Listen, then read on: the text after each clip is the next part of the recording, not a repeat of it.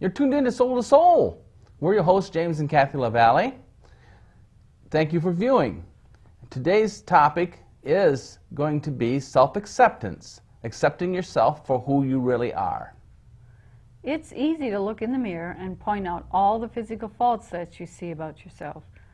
And it almost becomes second nature to pass on a critical opinion about yourself or to say something negative to somebody else about yourself. But how easy is it to pass on acceptance and love to yourself? So let's get started by defining what does it mean to accept yourself for who you are. Well, it kind of means that you're being comfortable in your own skin.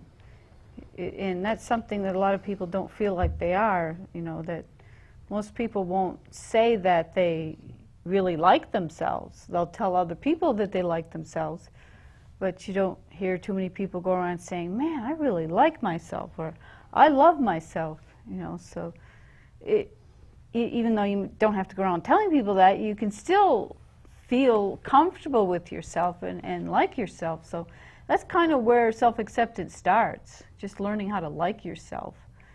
And but that shines through too. If you like yourself, you project a brighter image of yourself to others, and therefore you are, in fact, making yourself likable in the social realm. yeah, other people will see that you like yourself. I mean, definitely when you can tell when somebody doesn't like themselves because they'll... Well, they're all negative and yeah, just head down and withdrawn, and right. you know, Body language indicates yeah, that they're just not happy with themselves. And so when you like yourself, you do you really just appreciate yourself for who and what you are, and you do walk around with that air of confidence about you. And you know, it's just when you look in the mirror, what do you see? You know, are you waking up in the morning and, of course, getting past all the morning look, but are you really seeing morning look can be pretty scary sometimes. Yeah, I just get past all that and really see the self for what it is, you know, try and visualize yourself showered and everything. But, you know, what do you see when you look in the mirror? Are you kind of disgusted with yourself? Are you picking at your flaws, you know? You got to look past those flaws. You know, that's all part of liking yourself. Sure, we're human. We have flaws. We're not the perfect body as we see projected on television or in the advertisings. So we got to accept ourselves for who we are and what we are. And by doing that, that's the best start I think one can have.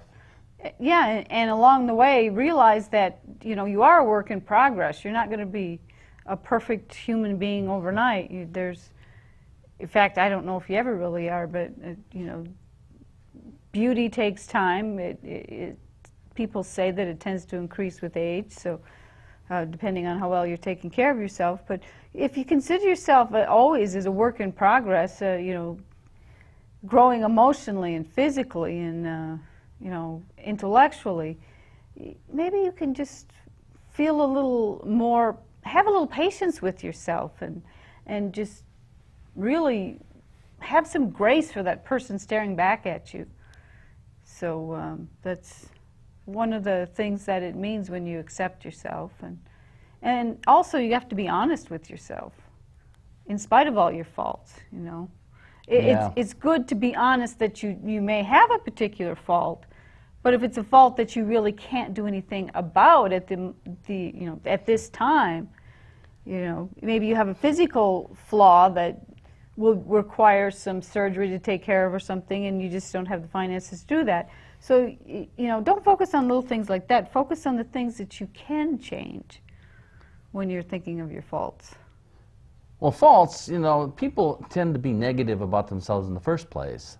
And it's all a re-gearing of the mind to turn around that thought pattern into the positive and run with that positive, whatever that may be. And one thing that I think people do when they are thinking about themselves, and I know I do this a lot, is compare myself to other people. You know, you might see somebody walk in front of you, and all of a sudden you're judging yourself. Oh no, I don't look like her. You know, her hair's much nicer than me, or oh, God, I wish I was as tall as her, or you know. Be like me walking by somebody, Joe Rip six-pack there, you know, and just, well, someday maybe again. Yeah, you know, everybody has their fantasies about what they'd like to look like, but that doesn't mean that the reality can actually be there to get that way. If your body isn't built to be a slender supermodel, then, you know, go with something that you can attain, and you will find that it is a lot easier to like yourself if you just set goals for yourself that you can really reach. So, you know, we're kind of socially programmed to judge other people, and then we pass that judgment on to ourselves. And, you know, of course, the media is good at telling us what we need and what we need to be like. Oh, media is all about the perfection. When you see these commercials about pretty much anything, it's Miss Perfect. The perfect life. The perfect life, the perfect body. You know, it's just everything's perfect. And you're managing it all perfectly, and you're always in control, and you know, they're not. Face it, folks, it ain't happening all the time. No. Life is not like that. But that's what they make us believe, that, of course, they're trying to sell us something, but, you know, if you could just get past all that media hype and everything and just kind of really assess yourself honestly and just be happy with some of the things you have, you'd be amazed at how much you can learn to really like yourself. And it's just a matter of changing how you think of yourself. But that's just it, the re-gearing of the mind to think of yourself in that positive note. And having the courage to step forth and take that energy and work with that positive thought and in the social environment. Yeah, and to be a unique person. I mean, so many times we do want to copy those models that we see in our environment, you know, the models in the magazines, the models on TV. We want to be like the famous people. And if you can just develop a unique image of yourself and just run with that. A lot of people are afraid to be unique because sometimes they're seen as different or eccentric, or, you know, they're not within the norms of society. So being unique is something that isn't always encouraged in life. But we are unique individuals, each and every one of us. And by taking that step and looking at yourself as that unique individual, it is your right to be who you want to be. Not society's, but yours. Have the courage, take the courage, and step out and be that unique individual. Some of the people I think I most admire aren't the ones that are modeling necessarily people's behavior, but the ones that are doing something that I feel is just really unique. The ones that are walking past me, talking to themselves, or singing, or, you know, just enjoying the moment, dancing around in the park, or, you know, we tend to look at those people thinking, oh man, are they like missing something? Well, that's societal, the societal norm, though. Yeah, we normally think that they're not right, but actually, are they the ones that are having the good time? You know, they're the ones expressing themselves.